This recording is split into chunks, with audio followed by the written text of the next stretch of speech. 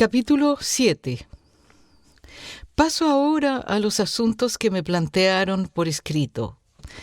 Pienso que es mejor para el hombre no tener mujer. Pero en vista de tanta inmoralidad, cada hombre debe tener su propia esposa, y cada mujer su propio esposo. El hombre debe cumplir su deber conyugal con su esposa, e igualmente la mujer con su esposo.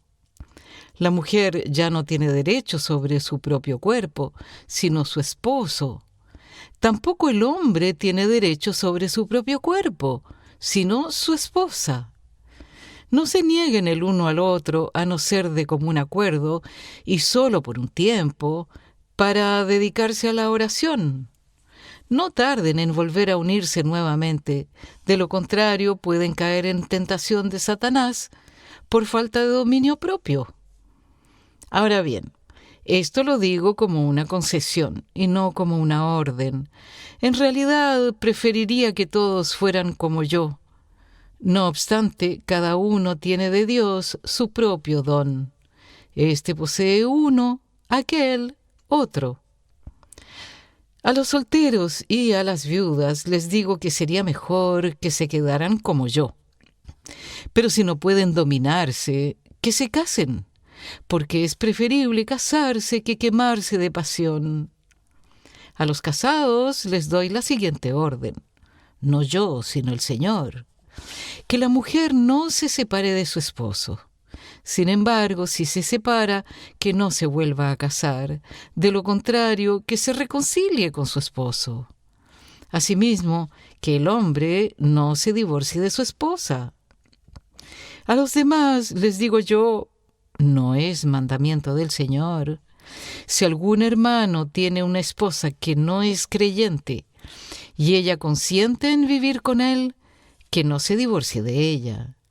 Y si una mujer tiene un esposo que no es creyente y él consiente en vivir con ella, que no se divorcie de él. Porque el esposo no creyente ha sido santificado por la unión con su esposa, y la esposa no creyente ha sido santificada por la unión con su esposo creyente. Si así no fuera, sus hijos serían impuros, mientras que, de hecho, son santos. Sin embargo, si el cónyuge no creyente decide separarse, no se lo impidan. En tales circunstancias, el cónyuge creyente queda sin obligación. Dios nos ha llamado a vivir en paz. ¿Cómo sabes tú, mujer, si acaso salvarás a tu esposo? ¿O cómo sabes tú, hombre, si acaso salvarás a tu esposa? En cualquier caso, cada uno debe vivir conforme a la condición que el Señor le asignó y a la cual Dios lo ha llamado. Esta es la norma que establezco en todas las iglesias. ¿Fue llamado alguno estando ya circuncidado?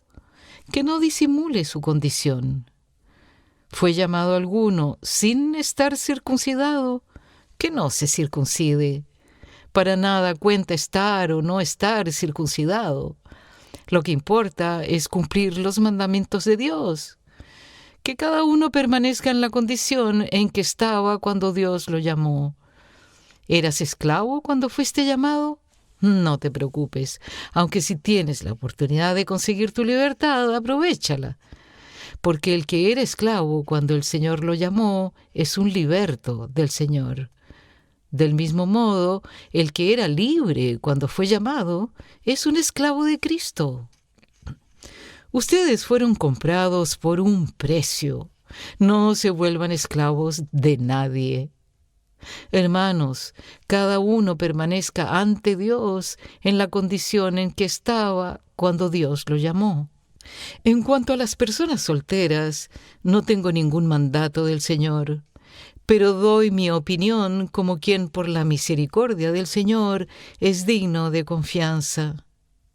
Pienso que, a causa de la crisis actual, es bueno que cada persona se quede como está. ¿Estás casado? No procures divorciarte. ¿Estás soltero? No busques esposa. Pero si te casas, no pecas.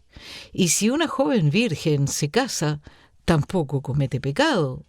Sin embargo, los que se casan tendrán que pasar por muchos aprietos, y yo quiero evitárselos.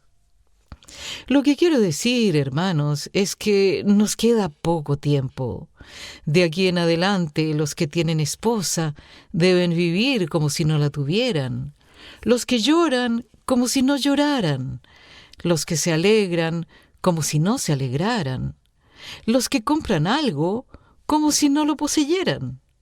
Los que disfrutan de las cosas de este mundo, como si no disfrutaran de ellas, porque este mundo en su forma actual está por desaparecer. Yo preferiría que estuvieran libres de preocupaciones. El soltero se preocupa de las cosas del Señor y de cómo agradarlo, pero el casado se preocupa de las cosas del mundo y de cómo agradar a su esposa. Sus intereses están divididos. La mujer no casada, lo mismo que la joven virgen, se preocupa de las cosas del Señor. Se afana por consagrarse al Señor, tanto en cuerpo como en espíritu. Pero la casada se preocupa de las cosas de este mundo y de cómo agradar a su esposo. Les digo esto por su propio bien, no para ponerles restricciones, sino para que vivan con decoro y plenamente dedicados al Señor. Si alguno piensa que no está tratando a su prometida como es debido, y ella ha llegado ya a su madurez, por lo cual él se siente obligado a casarse, que lo haga. Con eso no peca, que se casen. Pero el que se mantiene firme en su propósito y no está dominado por sus impulsos, sino que domina su propia voluntad y ha resuelto no casarse con su prometida, también hace bien. De modo que el que se casa con su prometida hace bien, pero el que no se casa hace mejor. La mujer está ligada a su esposo mientras él vive, pero si el esposo muere, ella queda libre para casarse con quien quiera, con tal de que sea en el Señor.